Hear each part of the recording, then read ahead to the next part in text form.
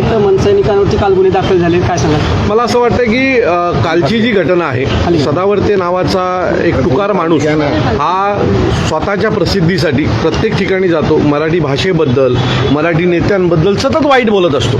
कालही मीरा भाईंदरमध्ये येऊन त्याने तशाच प्रकारचं वक्तव्य करण्याचा प्रयत्न केला आणि तो जो प्रयत्न आहे तो आमच्या महाराष्ट्र सैनिकांनी काल हाडून पाडला. आमचं सचिन असेल, हेमंत असेल, आमची सगळीच टीम काल त्याच्या अंगावर गेली.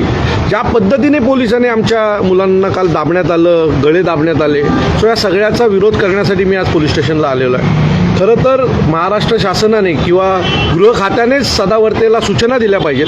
ह्या गोष्टी घडतात का, तो कारण नसताना, म्हणजे कुठलाही विषय असो, सदावर्ते आम्हाला मध्ये आणतो, मराठी भाषेला मध्ये आणतो, सतत भाषेच्या विरोधात काम करत असतो आणि तो या सगळ्या गोष्टी, त्याला मिळालेलं संरक्षण याचा गैरफायदा घेऊन खूप जोरजोरात बोलण्याचं काम करतो.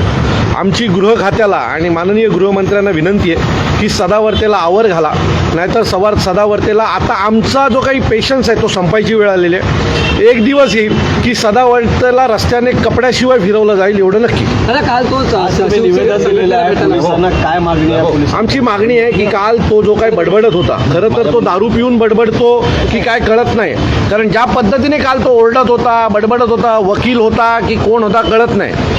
मला असं वाटतं की ज्या प्रकारे त्याचं बिहेवियर आहे आणि जो तिथे तो बडबडत होता त्याच्या विरोधात देखील आम्ही आता तक्रार केलेली आहे आणि त्याच्यावर गुन्हा दाखल झाला पाहिजे अशी मागणी आम्ही आता नवघर पोलीस स्टेशनला केलेली आहे. अपेक्षित आहे की आज संध्याकाळपर्यंत याच्या बाबतीत योग्य ती कारवाई होईल.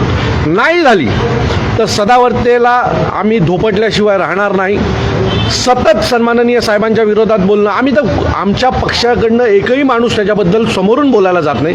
तो दरवेळेला काय घडलं की सुरुवात सन्माननीय साहेबांपासून करतो, मराठी भाषेपासून करतो आणि हे जाणून बुजून तो आम्हाला भडकवण्याचा प्रयत्न करतोय. मग जसं मराठी आंदोलकांनी त्याला घरात घुसून मारलं होतं तसं आम्ही मारायची वाट सरकार बघते का? सरकार त्याला समज का नाही देत आहे? का जाणून बुजून आमच्या अंगावर? त्याला अपेक्षित काय आहे की आम्ही भर रस्त्यात त्याला कपडे काढून मारावं, हे त्याला अपेक्षित आहे का? आमचा एकही नेता, एकही कार्यकर्ता सदावर्तेच्या बाबतीत नावही समोर न घेत नाही, पण हा सतत सन्माननीय साहेबांबद्दल, मराठी भाषेबद्दल जे काही बोलायचं काम करतोय, हे त्याला आम्ही घरात घुसून मारावं या दृष्टीने त्याचा प्रयत्न आहे. म्हणजे आणखी 4 पोलीसवाले त्याला संरक्षणाला मिळतील असं काय त्याचा प्रयत्न आहे की काय, हा आमच्या मनात आलेला प्रश्न आहे. मी पुन्हा गृह खात्याला विनंती करतो की या सदावर्तेला आवर घाला. हा आम्ही त्याच्या अंगावर न जाता सतत सन्माननीय राजसाहेबांचं नाव घेऊन महाराष्ट्रामध्ये वातावरण खराब करण्याचं काम करतोय. जर गृह खाता याला समज देणार नसेल तर आम्ही कायदा हातात घेऊ आणि आमची लाताबुक्क्याची भाषा जी आहे ती त्याला समजावून सांगू. मराठी सक्तीचं सांगितलं येणार असंही आवाहन केलेलं मीरा भाईंदरमध्ये. म्हणून तो जर एका बापाची औलाद असेल तर त्यांनी 4 तारखेला मीरा भाईंदरमध्ये यावं, त्याचं चॅलेंज मी स्वीकारलं. मराठी सक्तीच्या वरून सांगितलं की 15 लाख रिक्षावाले आंदोलन कुठून आले 15 लाख? अहो, मी काल अधिकृत RTO कडनं आकडा घेतला तर आपल्या MMR रिजनमध्ये 4,10,000 रिक्षा आहेत. कुठून आले?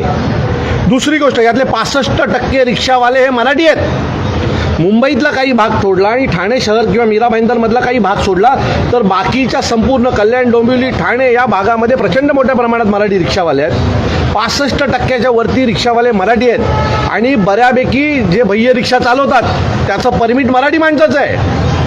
कुठून आला हा आकडा 15,000 आणि 4 लाख, 15 लाख आणि 4 लाख? हे सगळं आकडे हे महाराष्ट्रातलं वातावरण खराब करण्यासाठी आहे. महाराष्ट्रामध्ये आमची ताकद खूप जास्त आहे. 15 लाख आकडा सांगून आमची महाराष्ट्रात खूप मोठे ताकद आहे दाखवण्याचा प्रयत्न केला. खरं तर महाराष्ट्रामध्ये सगळ्यात जास्त मोठ्या संख्येने रिक्षा चालक हे मराठी आहेत. तुम्ही पाहिजे तर तुमच्यापैकी अनेक पत्रकारांनी मागच्या 4 दिवसात आमच्या अनेक मराठी रिक्षा चालकांच्या बाईट घेतलेल्या आहेत. तुम्ही त्यांना ऐका. आणि दुसरी गोष्ट, अशीच काही वेळ आली तर आम्ही आमच्या गाड्या काढू, लोकांना घरपर्यंत पोचू. महाराष्ट्रातल्या कुठल्याही माणसाला त्रास होईल असं 4 तारखेला घडणार नाही, हे खात्रीने सांगतो. पण त्याच्यानंतर जर रिक्षा रस्त्यावर उतरवल्यात तर त्या रिक्षा UPलाच पाठवू तुमच्यासोबत.